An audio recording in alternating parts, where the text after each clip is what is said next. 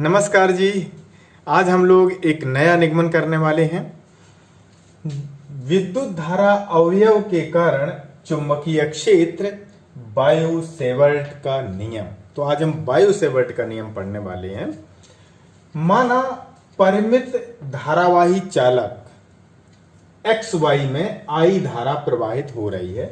ये हमने धारावाही चालक मान लिया X और Y, और इस धारावाही चालक में I धारा बह रही है। चालक के अल्प अवयव DL, अल्प अवयव हमने चालक का ये मान लिया, ये अल्प अवयव है DL, इसकी लंबाई हमने मान ली DL। अल्प अवयव DL से स्मॉल r दूरी पर स्थित, स्मॉल r इसके यहां से हमने ले ली r दूरी पर स्थित, ये कोई बिंदु P है r दूरी पर स्थित। और ये r दूरी जरूरी नहीं है कि हम उसी तरफ लें, हम r दूरी इस तरफ ले सकते हैं, बल्कि इस चालक के चारों ओर कहीं पर भी हम r दूरी ले सकते हैं। ठीक है, r दूरी पर स्थित बिंदु P पर चुंबकीय क्षेत्र ज्ञात करना है। तो ये अल्प अवयव है, तो इसके कारण जो उत्पन्न चुंबकीय क्षेत्र होगा वो भी अल्प होगा, तो उसी को हमें पता करना है। तो बायो सेवर्ट के नियम से बिंदु P पर उत्पन्न चुंबकीय क्षेत्र dB का परिमाण, हमें परिमाण पता करना है।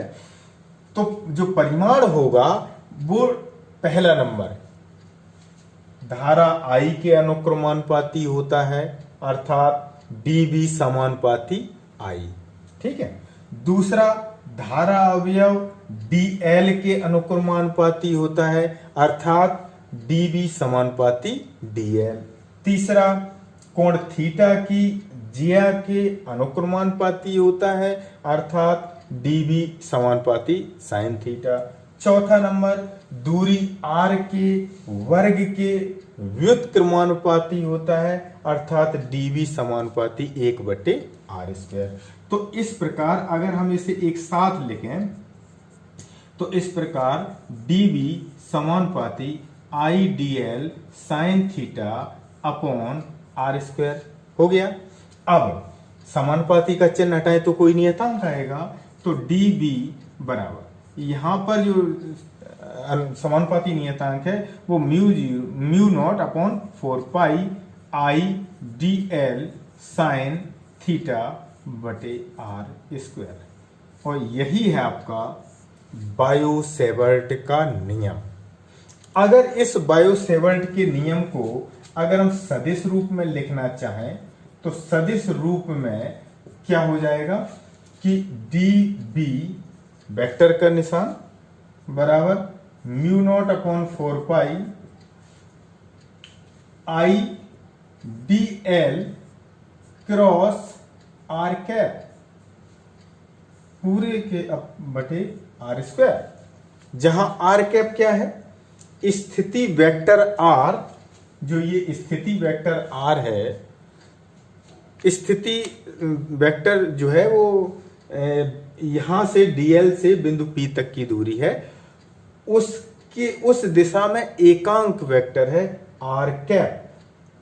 ठीक है, इसको हम ऐसे भी लिख सकते हैं, परंतु आप जानते हैं कि r कैप इक्वल टू होता है r वेक्टर अपॉन r। तो ये वैल्यू अगर यहां पर रख दो तो इसलिए dB equal to mu naught upon 4 pi IDL cross r vector और पूरे के बटे r³, पूरे के अपॉन कितना हो गया r³। तो ये फॉर्मूला सदिश रूप में है। यहां पर जो म्यू नॉट है, हम यहां पे लिखे दे रहे, इसके नीचे जो म्यू नॉट है, ये म्यू नॉट है, ये है निर्वात की चुंबकशीलता, निर्वात की चुंबकशीलता, ये परमिएबिलिटी है इन फ्री स्पेस। तो जिसकी वैल्यू होती है 4 पाई इंटू 10⁻⁻⁷, इसका मान होता है, यहां पे अगर हम नहीं लिख पा रहे तो हम आगे लिख देंगे। इसकी वैल्यू होती है म्यू नॉट की म्यू नॉट की 4 पाई इंटू 10⁻⁻7 न्यूटन प्रति एम्पियर स्क्वायर। इसके लिखने के बाद फिर सदिश रूप में आप लिख लें तो ये आपका निगमन हो गया। अब हम अगला निगमन करने जा रहे हैं, छोटा सा है कि निर्वात की चुंबकशीलता जो म्यू नॉट है तथा निर्वात की विद्युतशीलता एप्सिलॉन नॉट में क्या संबंध है। तो देखो, आप जानते हैं कि mu naught equal to 4 pi into 10⁻⁻7 newton, मात्रक भी लिख देते हैं, प्रति एम्पियर स्क्वायर। इसके बाद एक आपने फॉर्मूला पढ़ा है 1/4 pi epsilon naught equal to 9 into 10⁻9 newton metre square बटे कूलाम स्क्वायर। यहां से अगर हम एप्सिलॉन नॉट बराबर निकालें तो 1/, ये इधर पहुंच जाएगा, ये इधर आ जाएगा, तो 4 pi into 9 into 10⁻9 coulomb square upon newton metre square.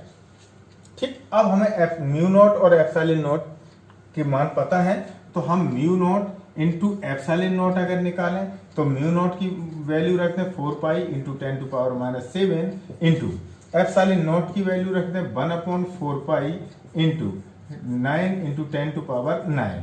अब देखो क्या चीज इसमें कट रही है, 4 पाई से 4 पाई काट दो, यहां पर 10⁻7 ऊपर है, हम इसको नीचे ले चलते हैं तो माइनस है तो प्लस हो जाएंगे, तो +7 और +9 +16, 9 गुणा 10⁻16, 9 गुणा 10⁻16 को हम लिख सकते 1/3 गुणा 10⁸ का वर्ग। लेकिन आप जानते हैं कि 3 गुणा 10⁸ जो वैल्यू होता है वो प्रकाश की चाल की वैल्यू होती है, तो यहां पे हम लिख सकते हैं 1/c², mu naught epsilon naught equal to 1/c²।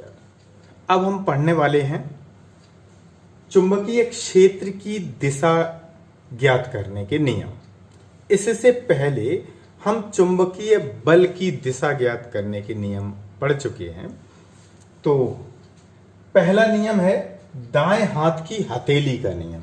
दायां हाथ ये है, ठीक है, आप अपना दायां हाथ देख लें कौन सा है हम सड़क पर बाएं तरफ चलते हैं, तो दाएं हाथ की हथेली का नियम है कि यदि हम अपने पूरे पंजे को इस प्रकार फैलाएं, ऐसे आप लिखें और लिखने के बाद जब पढ़ें तो विधिवत अपने हाथ को फैलाएं, पंजे को इस प्रकार फैलाएं कि अंगूठा चालक में बहने वाली धारा की दिशा में, ये अंगूठा है, ये चालक में बहने वाली धारा की दिशा में, तथा फैली हुई अंगुलियां उस बिंदु की ओर संकेत करें, ये अंगुलियां उस बिंदु की ओर संकेत करें जहां चुंबकीय क्षेत्र ज्ञात करना है। तो चुंबकीय क्षेत्र की दिशा हथेली के लंबवत ऊपर की ओर होगी।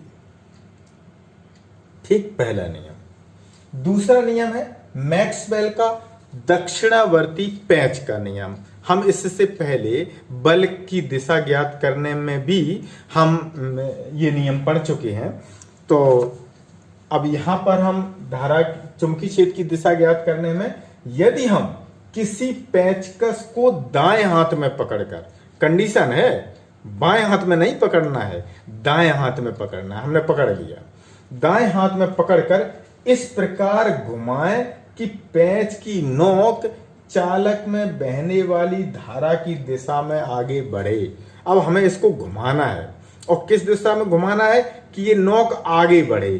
तो जब ऐसे समझेंगे आप, ये नोक आगे बढ़े, तो नोक आगे बढ़ेगी तो मेरा अंगूठा इधर की ओर घूमेगा, तो इधर से इधर की ओर जो घूम रहा है अंगूठा, यही अंगूठा के घूमने की दिशा चुंबकीय बल रेखाओं की दिशा होगी। तीसरा, दाएं हाथ का नियम। आपके दाएं हाथ का नियम है कि यदि हम अपने दाएं हाथ में, पूरी बात दाएं हाथ पे चल रही है, दाएं हाथ, मान लीजिए कोई चालक है, हमने दाएं हाथ में इसको ऐसे पकड़ लिया, ठीक, दाएं हाथ में किसी चालक को इस प्रकार पकड़ें कि अंगूठा धारा की दिशा में, ये अंगूठा किधर हो, धारा की दिशा। मान लो इस चालक में धारा ऊपर की ओर है तो हमने उधर ही अंगूठा कर लिया। तो घूमी हुई अंगुलियां, ये घूमी हुई अंगुलियां इधर ही की ओर तो है, ये अंगुलियां चालक के परतः बल रेखाओं की दिशा को व्यक्त करेंगे। तो ये आपके 3 नियम है जो बहुत ही इंपॉर्टेंट है और आप सभी को लिखना भी है और इन्हें अच्छे से याद भी करना है। ठीक है बच्चों, धन्यवाद।